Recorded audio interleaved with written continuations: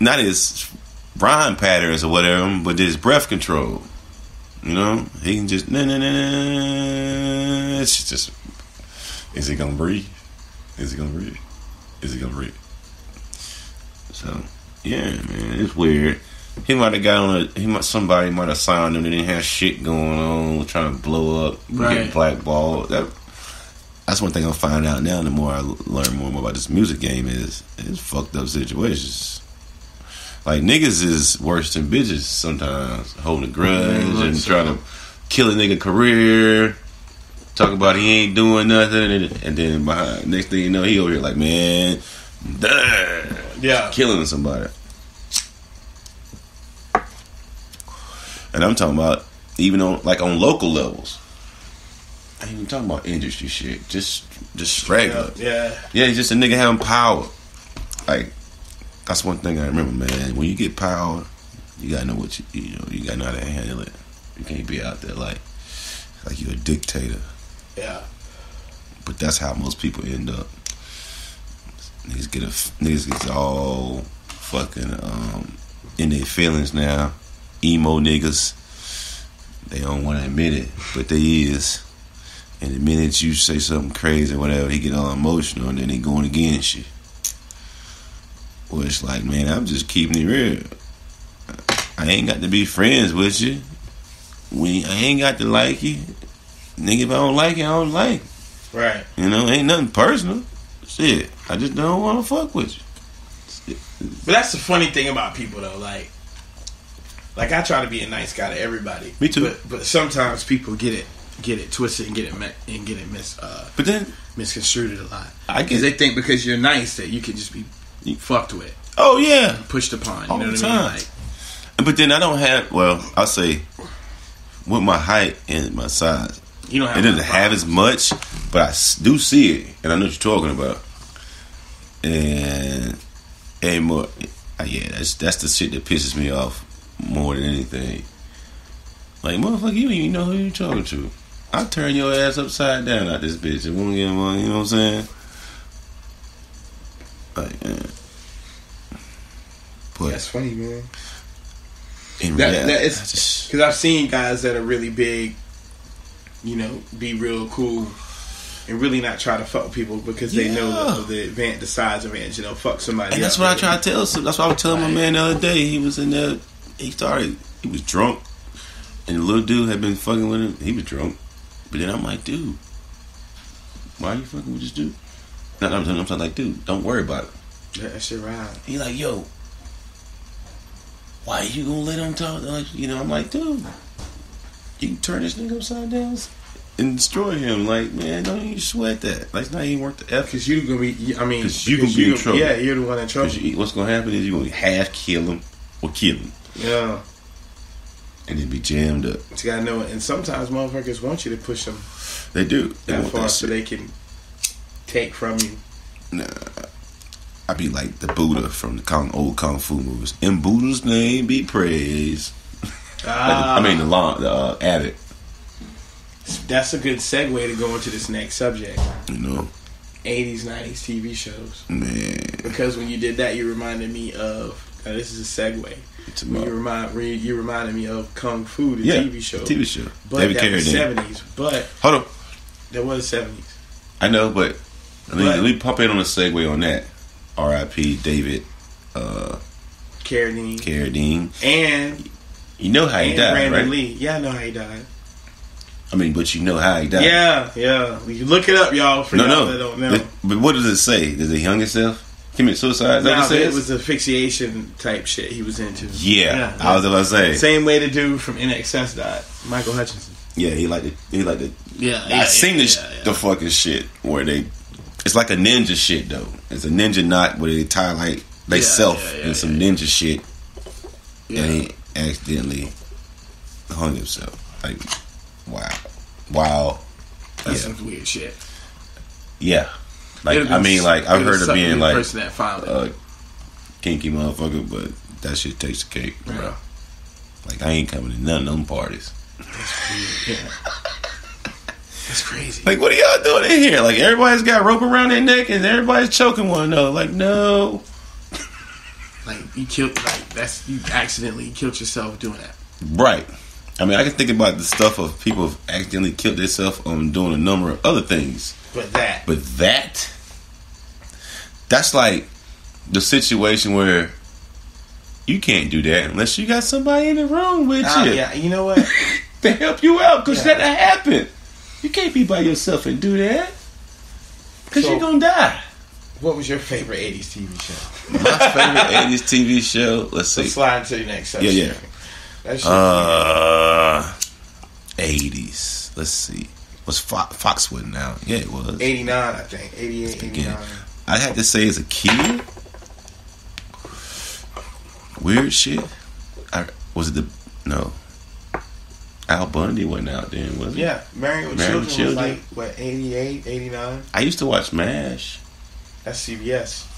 Like, as a kid, I remember watching MASH. I watched it all the way till it went off. I thought it was cool shit. Like, they were like doctors in a war zone, and but one dude had a steel. He made liquor in his tent.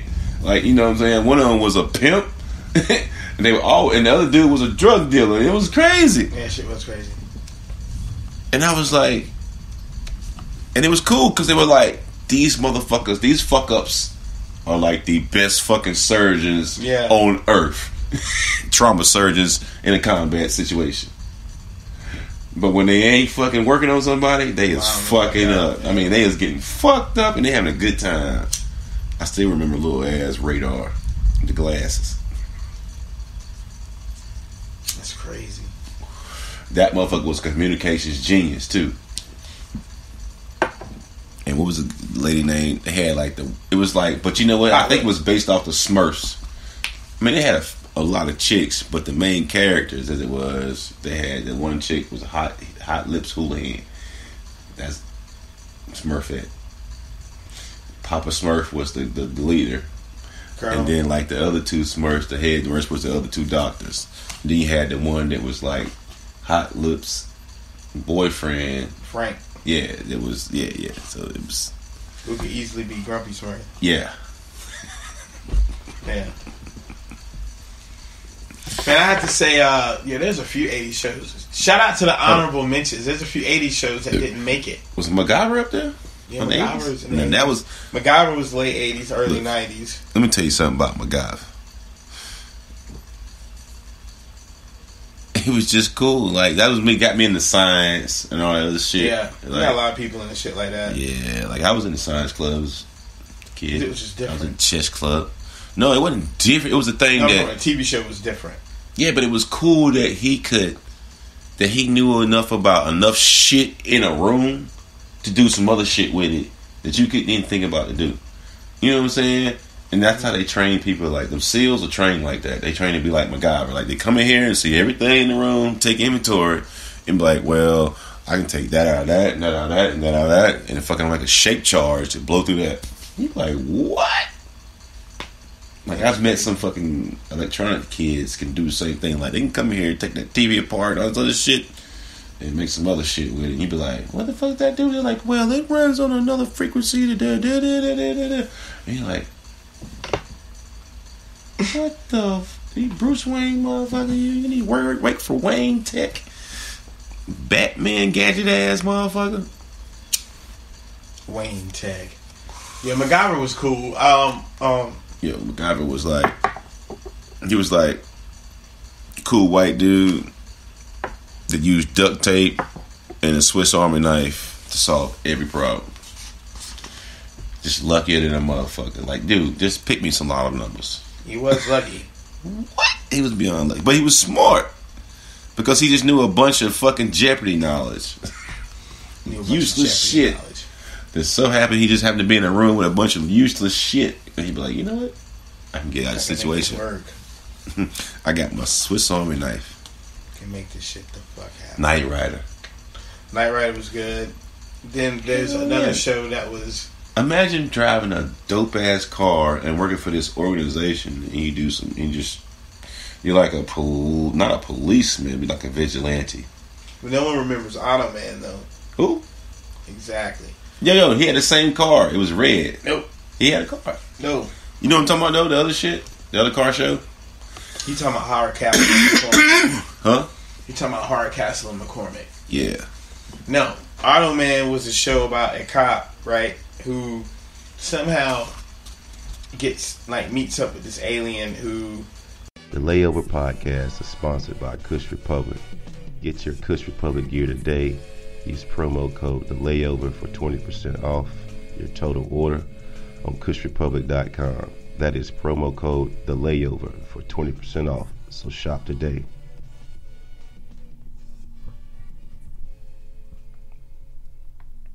Can turn into different vehicles. So he could turn into a car. Yeah. He was like Blue. He could turn into like a motorcycle. He could turn into other shit.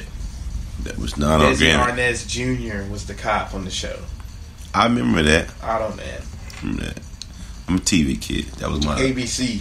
That was my babysitter. It was Friday nights to compete with Knight Rider. But remember the Mantis? Came on. That was Fox. It was all Fox shit. Fox had just came out. That was early. You know, Fox had everything. That's where the fucking Simpsons came from. It had to be for Fox. Yeah. The Simpsons wouldn't be on air because they took it because nobody wouldn't. Well, the Simpsons were on. They used to have the skits. Yeah. On the Tracy Ullman show. Yeah. That's what started it. Yep. Because they were drawn really horribly back then. Yes. They used to shake and shit. But it was Bart's character that was the main thing of the skits. They created everything else around that. The Tracy Ullman show, boy. She used to come in there and play every character. That shit's crazy. That's what I remember, like, is my memory of the comedian that played every character is the Tracy Ullman. Yeah, or Benny Hill. Yeah. Benny Hill wrote some good shit. Yeah. Like History of the Earth or History of the World. And he wrote Silverado, didn't he? No. Yeah. Nah, Mel Brooks. Oh, that's right. Mel Brooks. Yeah. Now that shit he wrote the other movie, the History of the Earth. Yeah, History of the World. What? Man, that's just pretty funny. Yes, especially like this is a Jewish dude writing black guy comedy. No, he wrote that with Richard Pryor. Yeah, he wrote Blazing Saddles with Richard Pryor. I mean, he wrote that with Richard Pryor, but Richard Pryor was there. Yeah. For the History of the World for the black dude's part. Like he just sold it. He didn't get no credit. They wanted him in the movies, man. But a lot of the movies companies, they didn't want to put Richard. Put in. Well, they couldn't. There was no. The insurance was crazy for him because they didn't know what the fuck he was gonna do. So the insurance on the movies were like, nah, I don't know. They're like who? Because Mel Brooks told the story about how when they were talking about Blazing Saddles, and he was like. But it worked out because the other dude that played the character was Cleavon Little was good. Yes, but he was telling the story about how but fucking Richard Pryor, that shit I can imagine that shit got me crying right now. Yeah, that shit's pretty funny. He was telling the story, man, about how he was having a meeting with Richard Pryor, and Richard Pryor in the middle of the meeting just pulled out all his cocaine. He was like, "You want some?" You talking about Mel? Had to burp, excuse me. Yeah, he's like, "You want some?" He's like, "Nah, I'm good, man. I'm in the middle of a meeting trying to tell you about this movie." Let's see. That's what I love about white people sometimes. That's a white boy trying to get some money. He goes sit there and keep it real with you. Nah, I don't want to do that. I don't want to do none of that, coach. I'm trying to talk to you about to get this money, but you get high, motherfucker. Because now I'm about to get over. Well, that's when he was trying to get him in the movie. And he was like, "Yeah, I'll do it." And then the movie company's like, "Man, we can't afford the insurance on this motherfucker. We don't know what he's going to do." So what we'll do is we'll have him work with you with the writing, and then we'll get Cleavon Little to do it. Cleavon Little. And it's funny too, man, because Blazing Saddles just got on Netflix a couple weeks ago. I know, I saw that. I was like, I gotta check that out. That's a funny movie.